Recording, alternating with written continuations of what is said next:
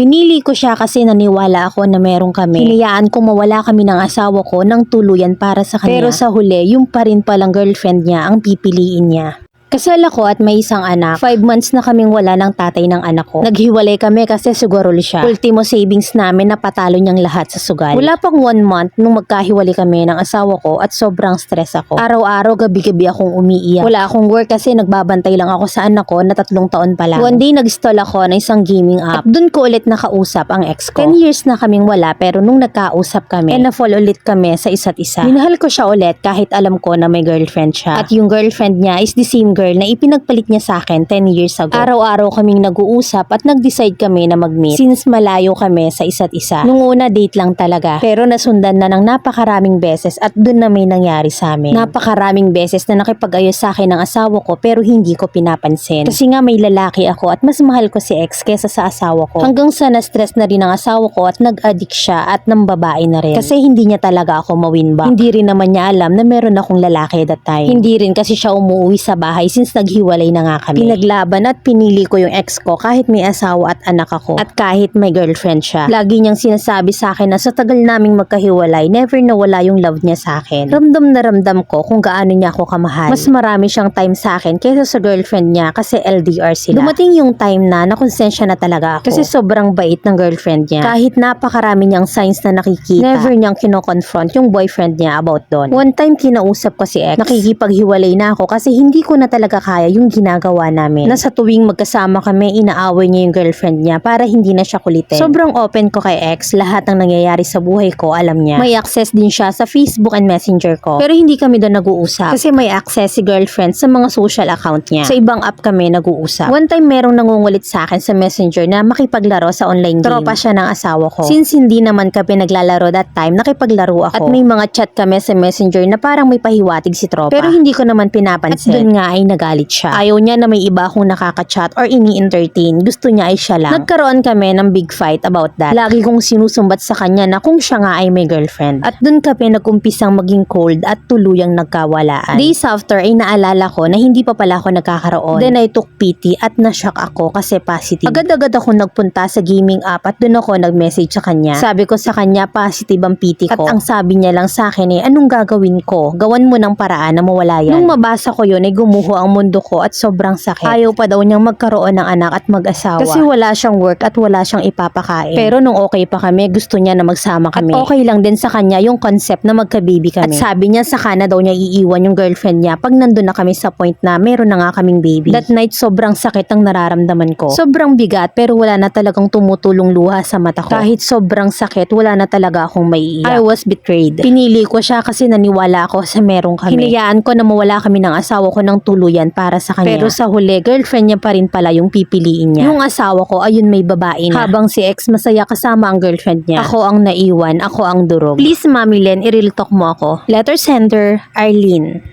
No comment na tayo dun sa asawa mong sugarol. Total hiwalay naman na kayo bago mo pinasok yan. Alam mo mami, kapag kasi ang relasyon, kita mo na sa simula pa lang ay red flag na. Yung instinct natin bilang babae, paganahin naman natin. Mantakin mo namang may jowa na pero nakipag-jowa pa sa'yo. So anong ini-expect mo dun? Ikaw ang itinakda para magbago siya at magpakatino. Yung pinagpalit ka na dati, binalikan mo pa, nagpa-double kill ka pa. Yung may binabaliwala na lang na jowa habang kasama ka. Pero hinayaan mo, hindi mo naisip na po pwedeng mangyari ulit sa'yo. May wala kang kapanalo dyan, malulustrik ka lang. Ang masasabi ko na lang sa'yo ay magpakatatag ka at ingatan mo yung baby mo. May contraceptive naman, magkano lang, hindi ka man lang bumili. Hindi sana ganun kasakit kung iwan ka kasi walang bakas. Kung wala sa lalaki ang swerte mo, baka nasa business, dun ka mag-focus. Face the reality, nakuha kang iwan sa pinaka-vulnerable na state ng buhay mo. The best way mong gawin is mag-move forward, focus ka sa mga bagay na kaya mong kontrolin. Feel the pain. Magigising ka balang araw, wala na yan. Make sure na matapang ka na kung babalik man. Huwag mo nang subukang matriple kill. At huwag mo nang tatanggapin, baka masavage ka lang. Mag-focus ka sa mga anak mo at huwag puro laro ang inaatupag mo.